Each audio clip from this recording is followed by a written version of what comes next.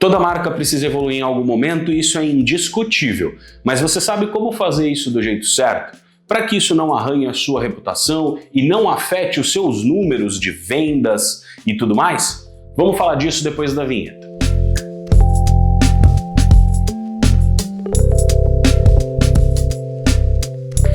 Fala meu querido, minha querida, seja muito bem-vindo ao canal da Salcio. Meu nome é Daltro Coutinho, sou estrategista de marcas e hoje falaremos sobre o assunto polêmico, o tal do rebranding. Por que polêmico? Porque na maioria das vezes, quando alguém toca nesse assunto, vem a dúvida. Mas é hora de fazer? Quão profundo deve ser esse reposicionamento? Será que dá para fazer grandes mudanças, criar novos paradigmas? E a grande resposta para todas essas perguntas é sim. Isso, acabou o vídeo, diretor. Pronto. Não acabou o vídeo, obviamente, mas a verdade é que não existe uma resposta certa. O que a gente tem são maneiras de entender o que deve ser feito na hora de fazer um projeto de reposicionamento e aquilo que deve ser feito com muito cuidado, aquilo que deve ser feito pensando muito bem, às vezes de maneira gradativa para não gerar grandes impactos negativos. A primeira pergunta é: qual que é a hora certa de fazer um reposicionamento de marca, de repensar a sua estratégia de marca? Eu particularmente gosto muito de 3 momentos. Eu acho que esses 3 momentos eles vão exemplificar muito bem momentos que são fundamentais de se fazer o reposicionamento de marca.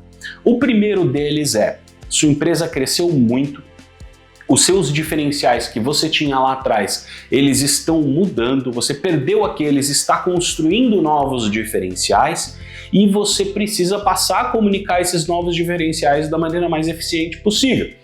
Isso pode gerar uma necessidade de um reposicionamento, não necessariamente de um redesign de marca, mas de um reposicionamento de marca, que é quando a gente vai pensar em discurso, estratégia, promessa, todas essas questões que vão resolver ali esse problema da mudança de diferenciais e de uma necessária mudança de discurso. Isso acontece muito quando a empresa está em momento de crescimento. Ela está deixando de ser uma pequena empresa para se tornar uma média, uma grande empresa. Pequenas empresas geralmente têm diferenciais muito atrelados ao seu porte. É a agilidade, é a capacidade de fazer personalizado, é um trabalho mais artesanal, um nível de proximidade maior. Tudo isso são diferenciais que, quando a empresa começa a crescer muito, podem ser perdidos, podem se perder, podem precisar de ajuste. Então, esse é um momento muito interessante de trabalhar um rebranding. Um outro momento de trabalhar um rebranding é quando realmente existe uma mudança de estratégia de negócio. Então, nós tínhamos um modelo de negócio X, esse modelo de negócio não nos atende mais e nós mudamos o modelo de negócio. Com a mudança de modelo de negócio, os meus objetivos mudam. E mudando os meus objetivos, naturalmente, a minha comunicação, o meu discurso, a minha estratégia interna para os públicos internos e externos vai ter que ser mudada, vai ter que ser revisitada pelo menos. Talvez não precise de grandes e drásticas mudanças, mas será importante revisitar isso, uma vez que dois negócios com modelos de atuação diferentes, é muito difícil que eles possam ser colocados todos dentro de uma mesma caixinha de posicionamento. A não ser que estejamos falando de uma marca com uma cultura muito forte e de um posicionamento muito focado nessa cultura. Aí o que você vai fazer são ajustes de discurso para que esse novo modelo passe a ser percebido. E um terceiro cenário é quando se percebe que a marca cresceu, a marca amadureceu, mas ela ainda tem uma cara de amadora. Isso é um cenário que a gente costuma pegar algumas vezes. E nesse cenário, o projeto de posicionamento ele vem com que objetivo? O rebranding, que é o reposicionamento de marca, ele vai vir com o objetivo de alinhamento. Vamos descobrir qual é o nosso discurso e vamos começar a dar voz maior para aquilo que nos interessa mais. E o redesign, ele vem com um papel de repensar aquela estrutura de uma marca que às vezes tem 30, 40, 50, 60 anos e que ficou datada.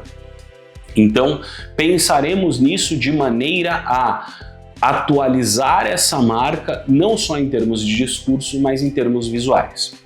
Seja qual for o cenário, existem alguns cuidados que são fundamentais no processo de reposicionamento de marcas. E o maior deles está na transição. Principalmente quando existe uma transição estética. E sim, eu falo muito mais sobre estratégia, a gente fala muito mais sobre estratégia do que sobre estética no canal. A estética, ela é um braço da estratégia, ela está ali para atender a estratégia, mas uma mudança estética, ela traz muito impacto para o mercado e ela é muito rapidamente percebida, o que não acontece com uma mudança estratégica discursiva. É muito comum que você implemente uma mudança de estratégia de marca, de discurso de marca, de promessa de marca, de um dia para o outro e que essa mudança demore para ser percebida pelas pessoas até que elas entendam que houve de fato uma mudança. Claro, a gente vai ter exceções, pessoas que são mais sensíveis, que prestam mais atenção à comunicação das marcas, que vão entender isso mais rapidamente, mas a maioria das pessoas vai demorar para perceber isso. Agora, quando você traz uma mudança visual, essa mudança ela é percebida de imediato. E também por conta desse impacto visual que imediatamente acontece, as pessoas também percebem a mudança de discurso, né? Então, é uma coisa que acontece com muita frequência. E aqui o que a gente tem que tomar um cuidado é, primeiro, respeitar as diretrizes da marca. A gente sempre diz isso. Cara, se é uma marca histórica de 50, 60 anos, a gente não vai mudar tudo do dia para a noite. Ainda que o cliente queira uma revolução na sua marca, o que nós vamos sugerir sempre é um plano de transição gradativo. Isso quando a gente acordar com o cliente, quando a gente aceitar que essa mudança deve ser drástica. Porque na maioria dos cenários não precisa ser drástica a mudança. A mudança ela deve vir para um viés de renovação, de atualização e não de uma mudança drástica, principalmente se não houve uma mudança drástica nas estruturas internas, no modelo de negócio e tudo mais. Se não houve isso tudo, não tem por que eu mudar tudo. Estética ou discursivamente falando. Não faz sentido eu mudar tudo. Então a gente vai sempre sugerir que sejam feitas mudanças mais sutis, que tecnicamente atendam às necessidades da marca, visualmente falando e estrategicamente falando, mas que possam ser aplicadas no modelo de transição. Sempre pensando em como o cliente vai receber isso. Sempre pensando em como o cliente vai receber isso. Por quê? Porque aí a gente evita casos como, por exemplo, eu estou vendo aqui os exemplos ruins, como o caso da Boca Rosa, que tinha uma marca que era mais popular. Eu não conheço a marca Boca Rosa, gente, desculpa por isso. Era uma marca um pouquinho mais popular e quis mudar a sua identidade visual e o seu posicionamento. Para mim aquilo não é um rebranding, eu vi o projeto, para mim aquilo é um relogo, é um redesign de identidade visual, né? E quis mudar para uma cara completamente diferente do que era, trazendo um visual mais sofisticado, mais minimalista e tal, e não rolou. Não rolou por quê? Porque foi uma mudança abrupta de um dia para o outro e tudo mais, e deu ruim. A mudança do Twitter para o X, ela é controversa, honestamente, eu acho ela muito controversa, porque aqui a gente está falando de uma mudança muito radical, só que não. Por que uma mudança radical só que não? Porque legal, mudou o nome, mudou o logo, mas a plataforma continua a mesma, com o mesmo layout, com o mesmo tipo de funcionalidade, do mesmo jeito, mudou peronomútil, sabe? Parece que mudou só a embalagem de um produto. E no final das contas, as pessoas continuaram utilizando. Então também é um caso que é controverso, não é o jeito que eu conduziria essa mudança. Elon Musk, desculpa aí, né? Acho que nós temos divergências no nosso entendimento de marca, nós e a consultoria que te atendeu, mas ao mesmo tempo não dá para negar que deu certo. Deu certo, o Twitter continua sendo largamente, amplamente utilizado e continua tendo uma força muito grande como mídia social. Então isso é indiscutível, mas foi uma mudança muito abrupta. E a gente tem uma série de exemplos de marcas que mudaram de jeitos mais orgânicos, que trouxeram mudanças mais orgânicas e que foram fazendo um processo de mudança mais orgânica.